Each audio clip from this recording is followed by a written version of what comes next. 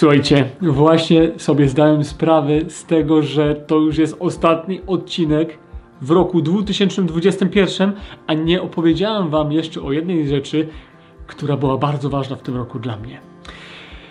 Wiecie, że oprócz tego, że się zajmuję młodzieżą, to jestem odpowiedzialny też za postulantów i nowicjuszy, czyli za młodych mężczyzn, którzy wstępują do Towarzystwa Ducha Świętego, do naszego zgromadzenia.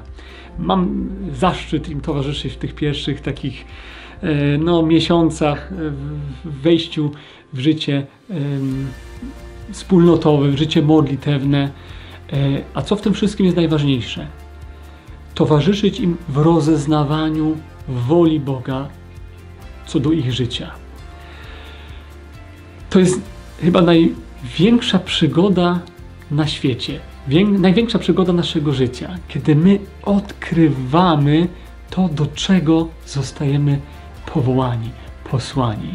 Mamy jedno życie, możemy je przecież zrealizować na milion różnych sposobów, ale to jest ta droga, która najbardziej spełni moje serce, do którego czuję, że Pan Bóg mnie do tego naprawdę prowadzi, coś mi pokazuje, do czego mnie już może przygotowywał całe życie.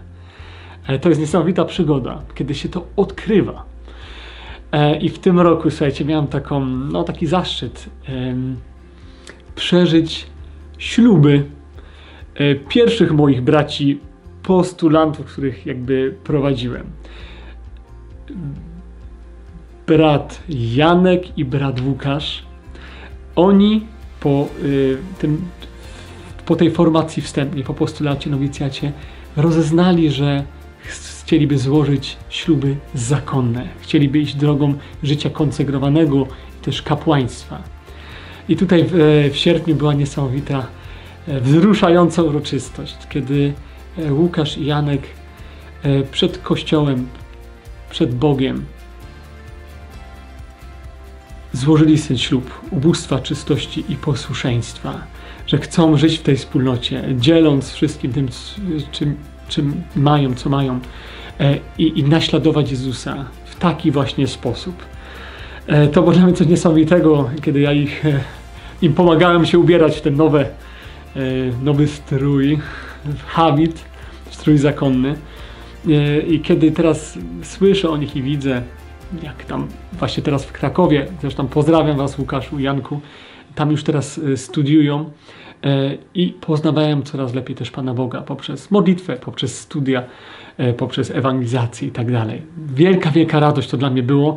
Takie ojcostwo się przeżywa troszeczkę, że patrzę na nich jak na synów, jak na młodszych braci, którym mogłeś troszeczkę towarzyszyć. A Patryk, który też razem z nimi wstąpił do postulatu w tym samym czasie, on rozeznał, że chce realizować swoje życie, oferując Panu Bogu w małżeństwie.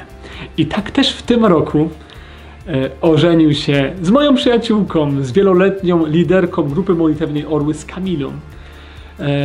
I miałem też zaszczyt być na ich ślubie, towarzyszyć im w tym wszystkim. I tak widzę Patryka i Kamilę, widzę Janka i Łukasza i dochodzę do wniosku, jakby to mi też jeszcze raz utwierdza, że jak warto pytać kogo? No Pana Boga o to, co mamy robić.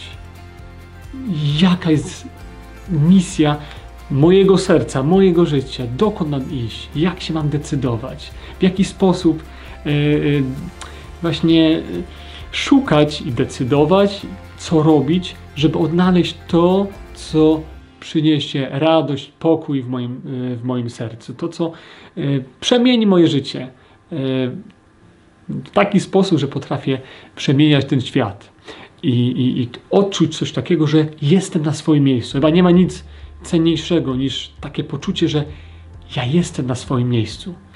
Jaka radość w Patryku i w Janku i w Łukaszu, kiedy oni właśnie nagle się znaleźli w tym miejscu, złożyli swoje śluby i nagle podążają dalej za Bogiem. Każdy na swój sposób. Zachęcam Cię, drogi bracie, droga siostro, żebyś nie bał się nie bała się pytać Boga. Nawet jeśli nieraz to się wydaje takie po omacku, że mówisz, no kiedy wreszcie mi powie, albo co tutaj, gdzie mam iść. Pytaj Go. Poproś nieraz o jakiegoś towarzysza duchowego, kierownika duchowego, kogoś, który Ci pomoże rozszyfrować też, co Twoje serce najbardziej pragnie, co Pan Bóg włożył w Twoje serce i idź za tym, nie bój się.